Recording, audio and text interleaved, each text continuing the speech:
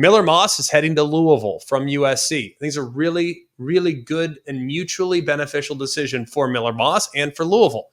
Miller Moss, let's look at it from his perspective. He's coming from SC, was benched there towards the end of the year. Bunch of turnovers there at times. And that's part of the reason why I think they got away from him a little bit. But still really encouraged by what I saw at times. Like first year as a starting quarterback, showed decisiveness, showed accuracy, can win from the pocket, sneaky mobility, a lot of stuff that you like when evaluating his prospects down the road. And then from the other side of the coin for Miller Moss, man, I've seen what Jeff Brom has done in his tenure working with transfer quarterbacks, whether it's Jack Plummer, whether it was Tyler Shuck last year. Both guys had outstanding seasons with Louisville. The other thing, too, look at the weapons that Louisville has had in the past.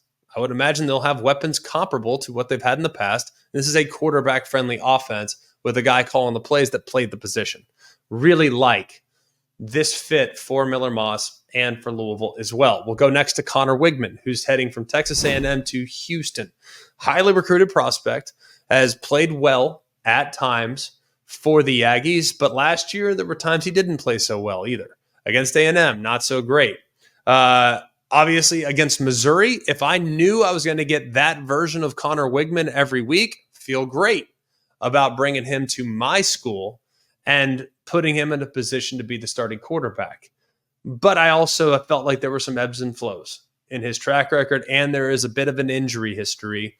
So I think it's nice that he's ended up at Houston. We'll be curious to see exactly what style of attack Houston's going to employ, but at least Weigman's kind of close to home and understands, having played football in the state of Texas in the past, he knows what College Station was like. This will be a little less pressure, a little bit less of a platform, but still an opportunity to go secure a starting job and prove what you can prove. Darian Mensah, already talked about him. He's going from Tulane to Duke to replace Malik Murphy, who is still currently in the portal. More on him here in just a minute. Thomas Castellanos transferred from Boston College. By the way, quit on Boston College, left, lost his starting job, went in the portal immediately, and now has decided to head to Florida State.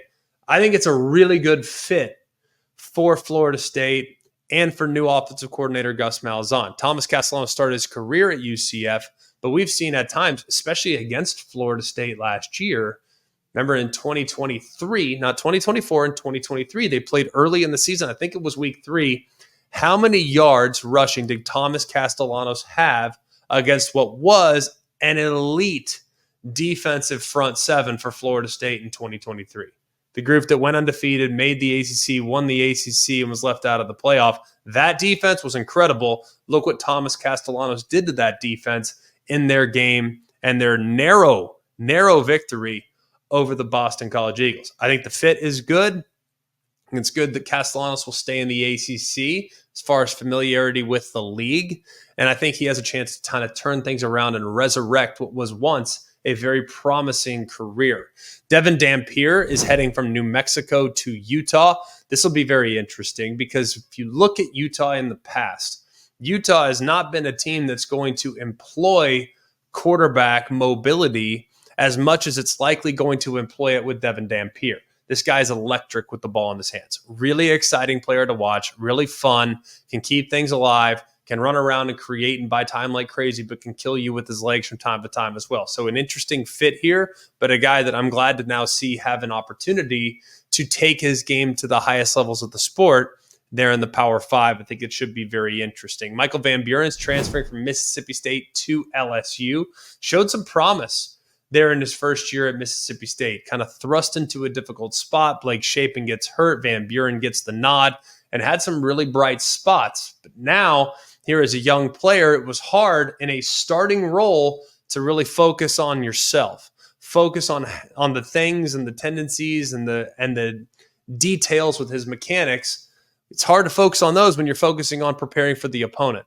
Now he'll be able to revert back to a backup role behind Garrett Nussmeier at LSU, focus on his own mechanics, and then hopefully when he gets the chance in 2026 to become the starting quarterback or compete for the starting job, he'll be really well equipped to go and do a nice job in that offense. It's a really fun offense to watch and a fun offense to play in if you are a quarterback. And then one of the biggest fish in the portal to land so far is Jackson Arnold. Referenced him a moment ago. He's going from Oklahoma to Auburn. And I love the fit here for Jackson Arnold, and I love the play by Auburn. I feel like you are buying Jackson Arnold right now as low as humanly possible. Like, if we're thinking about stocks and trading stocks, think about what Jackson Arnold would have gone for from a stock standpoint before the 2024 season. Now think about what he's probably going to go for, right? As far as stocks are concerned, not going to go very high, right? There were some bright moments, ran for 131 yards against Alabama in the second to last game of the regular season. I also think the other thing I like about Jackson Arnold, when he was relieved of his starting duties by Michael Hawkins, he didn't pull a Thomas Castellanos and say, yeah, I'm done. No, he said, I'm going to put my head down. I'm going to keep working. I'm going to burn a red shirt later in the season when I retain my starting job from Michael Hawkins. That, I think, garnered a lot of respect amongst his teammates, and hopefully that will translate over to Auburn where he can resurrect his career. The thing I'll say also about Jackson Arnold, when you talk to people that have seen him throw, people swear by him. I have not seen him in person, but I've been talking to several people that are very familiar with what he did at the high school level and what he's done in camp or behind closed doors at the practice. He was not good in camp last year. It was forcing it, was trying to do too much. Turnovers became a huge problem and eventually was shut down because of the turnovers and did some decent things down the stretch for Oklahoma. The turnovers will be the biggest problem, but this is going to be a rebuild, not just in mechanics for Hugh Freeze, but a rebuild as far as mentality is concerned. Jackson Arnold's lost all his confidence, or at least a vast majority of what confidence he had going into the college game. If you can build that back and he can start to cash in on some of the hype that he had coming in as a recruit, this could be a perfect situation for Jackson Arnold to get things going in the right direction. 5 guys still in the portal that I think are still highly coveted according to many people. Fernando Mendoza from Cal. Big, looks the part. I think a lot of people very interested in entertaining the possibility of bringing him in. Malik Murphy at Duke is still out there.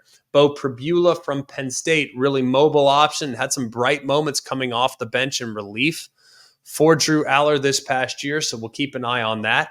Luke Kromenhoek from Florida State. I know a lot of people really like his game. And then Caden Salter, still in the portal from Liberty. A lot of people thought he'd have a home by now, but it hasn't materialized just yet. So we're keeping an eye on those guys, and we'll keep you posted as things move forward.